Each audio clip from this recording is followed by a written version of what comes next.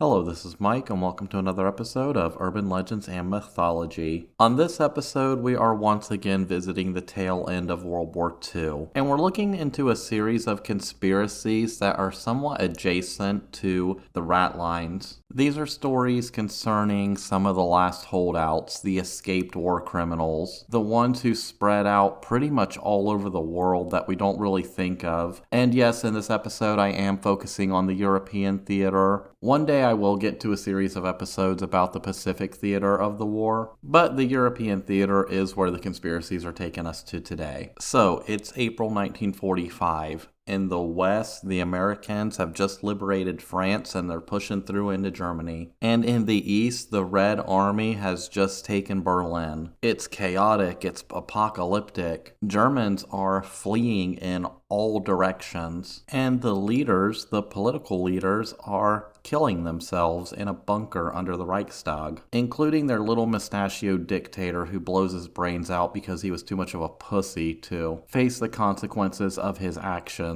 After he and Eva Braun's suicide, they are taken out to the garden and their bodies are cremated in this very improvised and somewhat botched cremation. Now, while this cremation is happening, the Russian army is maybe 500 yards away and they are shelling this area. And during this cremation, something else is happening as well, because you see, you can't just douse a body in gasoline and expect it to burn and turn to ash. The fires tend to just not get that hot. So the people who are tasked with burning these corpses find themselves siphoning gasoline out of cars and motorcycles and stuff in order to burn these bodies. So these guys, they get the bodies burned as quickly as they can. They quickly cover them up as fast as they can because hey, there's active shelling going on. You're in the middle of a war zone. And then just 2 days later, on May 2nd, Berlin officially falls to the Soviets. And as they get to the area of the Reichstag, they're obviously looking for these remains because news had traveled pretty quickly that their dictator had killed himself along with his wife. Now, when the Soviets get there, they start exhuming the site where they were buried, which was actually in a bomb crater in this garden. And they really don't find much. They find some jawbone fragments and some dental bridges, which was a good thing because they eventually tracked down 2 assistants of Captain Dickbag's personal dentist, and these associates conclude that yes, these dental bridges did belong to these 2 people. 9 times out of 10, if you want to confirm the identity of a body, just find that person's dentist, because dental records are almost as good as fingerprints. However, a lot of people allege that this is not the full story, and these allegations come from all over the world. However, it primarily starts in Germany and the Soviet Union. So, for example, especially amongst the youth who were pressed into service as child soldiers during this time, they were completely brainwashed throughout their lives with the state media, and a lot of them couldn't fathom that their great leader was dead. And they would continue to fight up until 1947, mostly in these local partisan pockets of resistance, the most famous one being the werewolves. And this is essentially a group of guerrilla fighters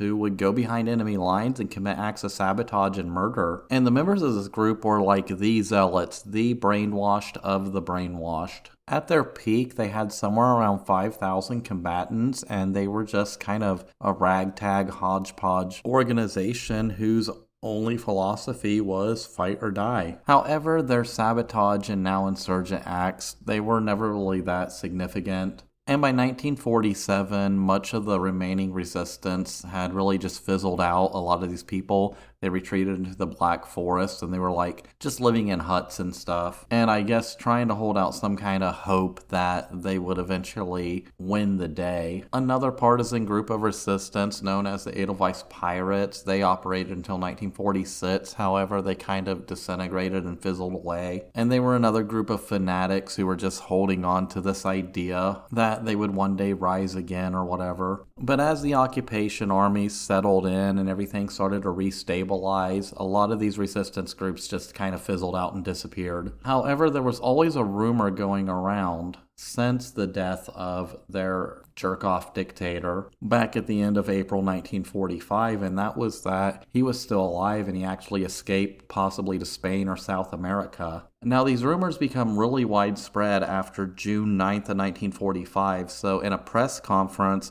Marshal Gregory Zhukov, who was the military governor of the Soviet-occupied zone of Germany and like a total badass war hero, he's given this speech. And on the orders of Joseph Stalin, he denounces evidence that the Fuhrer and his wife are dead. And it starts this whole convoluted string of conspiracy theories. And even at the Potsdam Conference in 1945, that's July 1945, Stalin himself says that he believes that the infamous dictator is still alive, possibly living in Spain or Argentina, which we know were destination countries along the rat lines. Thousands of people poured into Spain post-World War II. Mostly at the time because Spain was a neutral country far removed from the war. And Argentina and other nations in South America wanted these people because they wanted them involved in their upcoming scientific and industrial programs. Because remember, not only are these nations dictatorships at the time, but they're developing nations. So they're seeking any edge they can get in the post-war world. And let's not forget, Germany at the time was a hub of science and industry. It had some of the most brilliant scientists on the planet, and that's why Operation Paperclip and also Volkssturm exist. But these rumors start to spread about, did the dictator escape?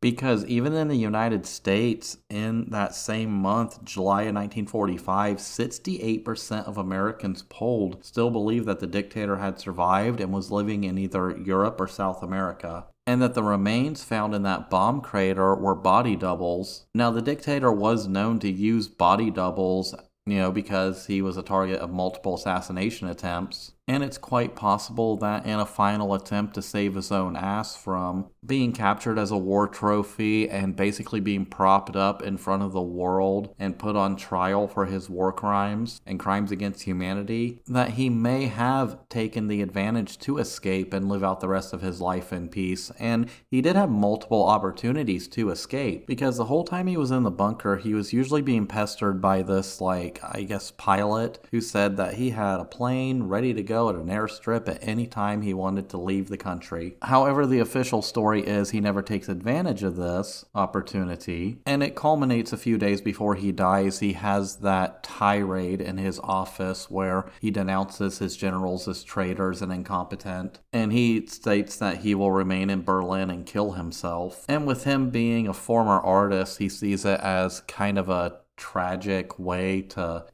die with his idealism or his country or whatever. But it is entirely feasible that up until the last day or two, he still had a way to get out of Berlin and get to another country. And this rumor is just repeated over and over again. It starts with Joseph Stalin. However, it's picked up by British newspapers and American newspapers. And there's always this ongoing question of, well, there was no body to identify, so what did really happen? So we really have to go back to the crime scene. We have to go back to the bunker, and in the bunker we have accounts from people who were there during the time and who were there after. And the accounts from the dictator's personal valet, who was the first person to walk into that room, his name was Heinz Linge, and he gives this account. So in his account, he entered the antechamber to the dictator's quarters, where he discovers the door closed and he could smell gunpowder smoke. He then goes back out to the main corridor where Bormann was standing, and the two entered the study together. Bormann was the dictator's personal secretary. So Linge later states that while in the room where the suicide had happened, they immediately noted the scent of burnt almonds, which is a common observation when dealing with hydrogen cyanide. Hydrogen cyanide capsules, they smell like burnt almonds when they're broken.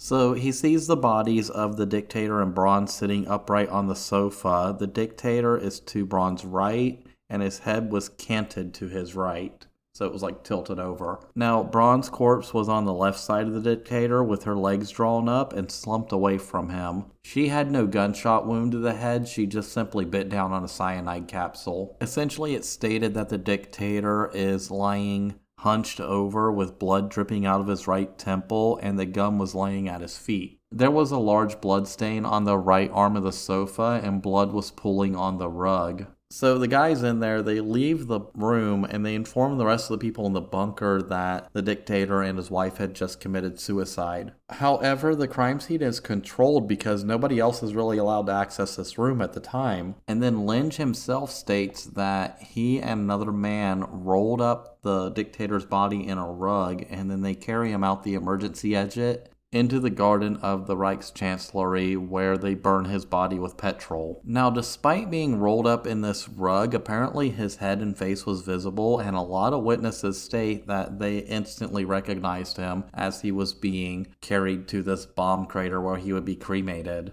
So they're standing there, they light the bodies, and they send some people out to go get more petrol because there's not enough. And while they're doing that, around 16:15, or 4:15 p.m. for those who don't understand real time, Lynch ordered these two guys to go get that rug from the study and burn it as well. So apparently his body wasn't rolled up in that rug, but a different rug. Sounds like a waste of two good rugs. Now, according to one of the guys who was tasked with this, a man named Werner Schwedel, he states that upon entering the study, he saw a pool of blood the size of a large dinner plate by the armrest of the sofa, and he also noticed a spent cartridge case that he actually bent down to pick up, which was about 1 meter from a 7.65 pistol, which was obviously the pistol he used to blow his brains out. It's kind of equivalent to .32 ACP if you're familiar with pistol rounds, but that is plenty of power to kill a person, especially if you shoot him in the temple at point blank range. But I digress.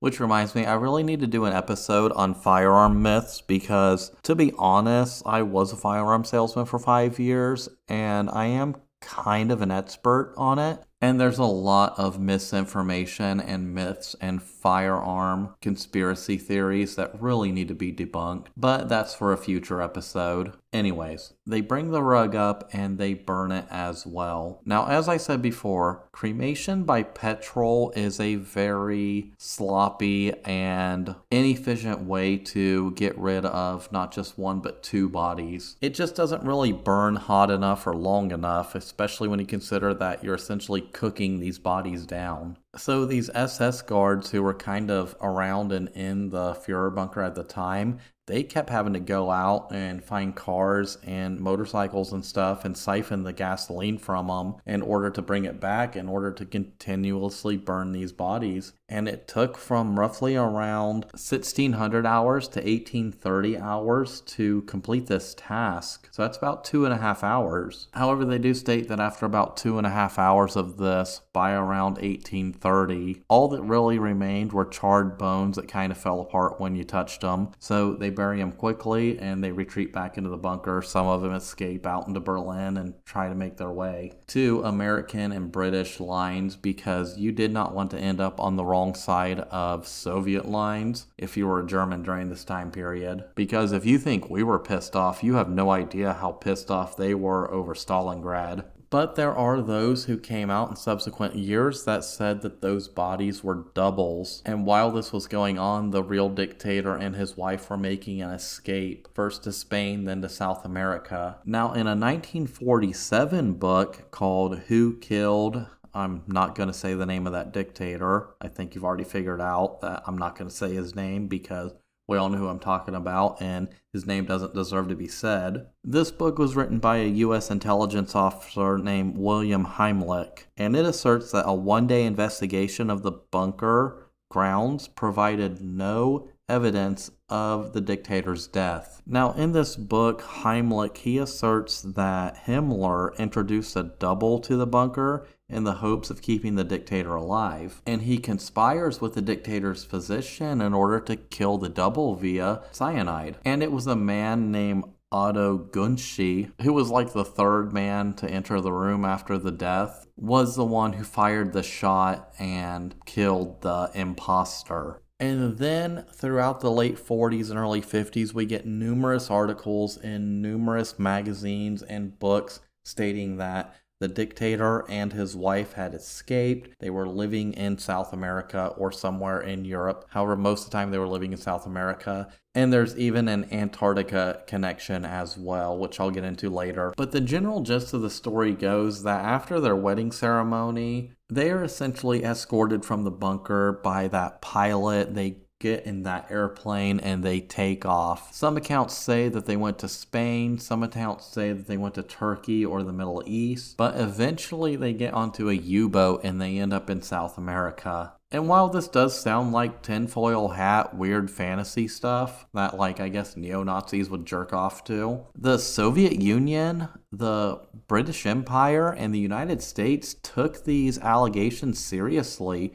We actually dedicated numerous FBI and CIA resources to kind of uncovering whether or not these allegations were true. And there were KGB investigations into this as well. So massive amounts of resources from major superpowers were being dedicated to this question. But what happens next? What happens to these two afterwards? Well, there is a world of speculation and numerous articles and books written about the possibilities of what happened next. Well, the prevailing theory is that the two get onto a U-boat and they sail to South America, which, given everything we know about the rat lines, it's not out of the realm of possibility. Because a lot of high-profile German war criminals who were basically wanted by the Allied powers for trial had fled to neutral territories, primarily in South America. Now, whether or not they took a U-boat there, that's anyone's guess. It's probably in the realm of fantasy, but let's go with it. Most likely, if he were to escape, he would have access to something like that, but it's more likely that he simply got over here by plane or by, I don't know, posing as a couple on a ship sailing across the Atlantic or something, I don't know. Either way, they make it to South America, and obviously they can't just show up in South America and start doing the same thing they did back in Europe, because officially, at best, they're dead, and at worst, they're war criminals who are wanted for crimes against humanity. So they gotta live the rest of their life somewhat incognito under false identities, so they just kind of blend into this German immigrant population that's coming into South America. Now, it's said that the dictator and his wife, they would have been wealthy enough or powerful enough to have plastic surgery, which would help conceal their identities. And the FBI and CIA actually kind of ran with this idea for a while and would release photos of the dictator with different possible disguises or facial alterations that could have been the dictator. I know the Secret Service released a series of photos depicting these possible alterations. And we know that our federal government was taking particular interest in this because even the CIA was involved. So there's a declassified CIA document that's dated October 3rd, 1955. And it reports claims made by a self-proclaimed former member of the German SS. His name was Philip Citrion, and he asserts that the dictator is still alive and he had recently left Colombia for Argentina around January of 1955. So 10 years after the end of the war, he's leaving Colombia for Argentina. In that 10 years, he's probably bouncing around the whole of South America, possibly from German immigrant community to German immigrant community. Now, enclosed in this document was a photograph of Citrion and a person that he claimed to be the dictator. Now, on the back of the photo was written Adolf Schuttelmayer and the year 1954. However, it wasn't believed to be sufficient evidence by the CIA, and they eventually dropped this investigation. They didn't think that this was the person or it was worth it to investigate. However, there is another more popular theory, and this is written in the book Grey Wolf, and there was a 2014 docudrama about the same kind of subject. However, this account has to be taken with a whole shaker of salt because they get a lot of things wrong, especially the timeline concerning Juan and Eva Perón, but I digress. But essentially, the gist is a number of U-boats throughout and after the war were frequently crossing the Atlantic, coming to Argentina and dispersing artworks and German officials, as well as like Nazi loot loot, gold, money, anything to prop up the Perón regime. So they were essentially flooding Argentina with looted treasures and money, which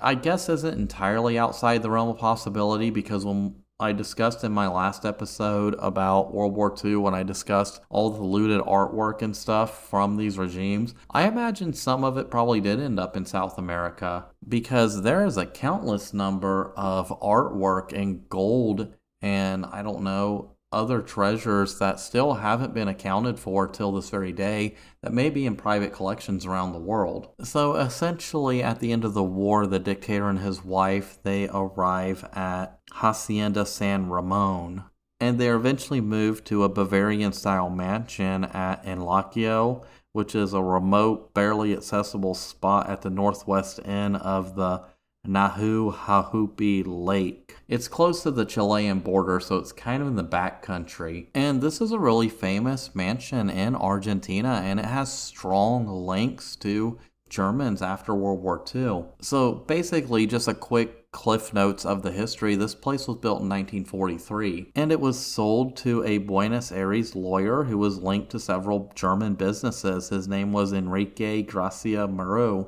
and he was thought to have assisted in the rat lines. It was later sold to a businessman named Jorge Antonio, who was the representative of the German automaker Mercedes-Benz in Argentina and a close associate of Juan Perón. And then in 1970, the house was sold to Jose Rafael Torozo, who had also brought properties owned by the escaped SS officer Reinhard Kopes, who, along with Capero, had ties to SS commander Erich Piebrich. And the house actually remained in that family until 2011, when this book Grey Wolf is released. Now, going back to the late 40s, early 50s, it was stated that the dictator and his wife moved to this mansion, and they remained there until Perón was overthrown in a military coup in 1955. Now, in 1954, his wife takes their daughter and moves to Neuquén, which is like the largest city in Patagonia.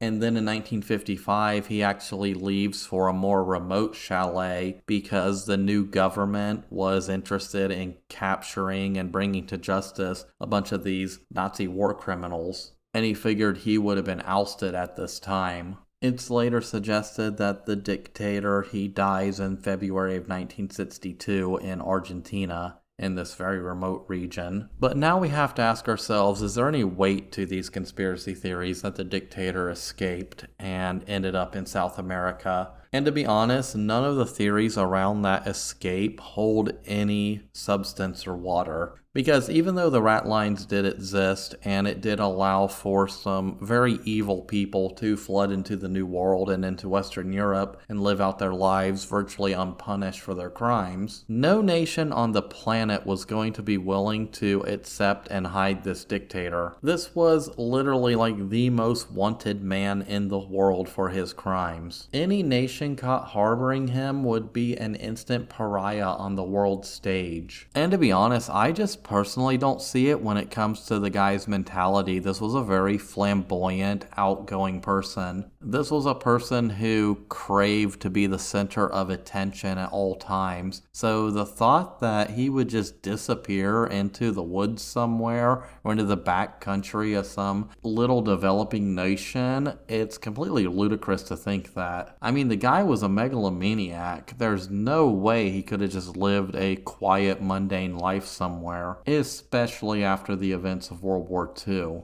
This was a person who, if he had survived the war and been captured, he would have been ranting and raving and writing books and articles justifying his position on everything. I think that when he realized that the end was near, when he said that all is lost, that he saw no other option to die with his dream. And personally, I just think he did blow his brains out in that bunker, and he was just tossed in a bomb crater and burned right there. It's a fitting end to a megalomaniacal monster. However, I think the story does kind of stick around that he possibly escaped or whatever, because there's all these zealots out there. at the time of his death who couldn't possibly believe that he would just kill himself and that would be that. And then Stalin had his own reasons for running this misinformation campaign to suggest that he was still alive and still out there. It was kind of like a boogeyman that the Western powers, if they accepted this theory, could still chase after and distract themselves with, while the Soviets were doing, I don't know, crazy superpower Soviet stuff. Primarily espionage. And to be honest, the world of espionage is where a lot of these former war criminals end up via the rat lines. Now, I'm not going to deep dive into it and go into individual people. I did that in the rat lines episode and the Operation Paperclip episode, so go check those out. But a lot of these German people, they do end up in espionage, working for these other nations and even for the United States, the Soviet Union, and even some working directly for Israel. And that's kind of why we see these instances of these former Nazis in these new regimes in these other countries being given safe haven. Now, it wasn't like they were all just living in some post-war colony somewhere and trying to reestablish what they once had. I think that's a pipe dream that a lot of neo-Nazis kind of jerk off to. But they were going to these countries and offering their services in military expertise. They were being used as spies and in coups. And like I said, even there was this one guy, he went to Egypt and he was working for Egypt for a while. And then at one point after this, he's actually working for Mossad. But it is kind of funny because even in these post-war years, they still kept in contact with each other and they knew each other's whereabouts, even though they were kind of spread all over the Americas and the Middle East and Europe. And this is partly why a lot of these war criminals didn't really face justice after they were captured, because they were being used by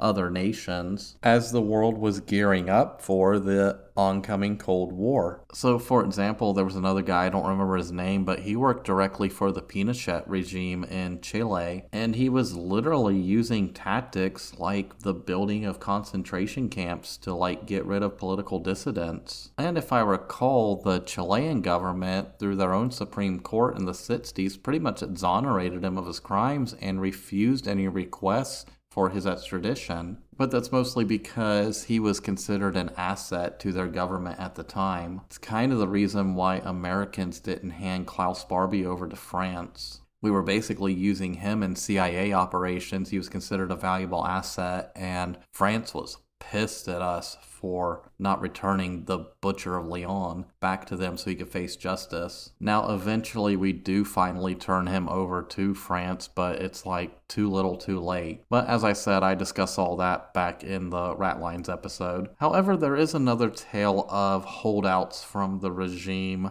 and this tale actually takes us to Antarctica. So this region of Antarctica was called New Swabia. It's Queen Maud Land now. And in 1939, the Germans sent an expedition out to Antarctica to explore this region, and they actually claimed it as territory. Now, this wasn't the first ever German expedition to Antarctica. In the late 19th century, all the way through the early 20th century, they sent expeditions out there to study various things. They were actually one of the first ones to attempt to fly a hot air balloon across Antarctica. Now, the main and official purpose of this expedition was to scout a location to create a whaling station. Because whale oil was a valuable commodity, it was one of the most widely used raw material for the production of things like soap or margarine. It was used in the production of fat. To put it simply, before the war from Finland, they were importing 200,000 metric tons of whale oil annually, but they knew because of the war that trade might get cut off, so they needed their own independent whaling station. That was the official given goal, and it's actually said as a footnote that another goal of this expedition was to create a German naval base in Antarctica. So the expedition ship, it arrives at Queen Maud's Land, and they start scouting the area. And they were actually planting flags along the coast to kind of denote where this new territory would be. Now, this ship that they were on, it was called the Schwabenland, and it was actually able to catapult aircraft, so it was kind of an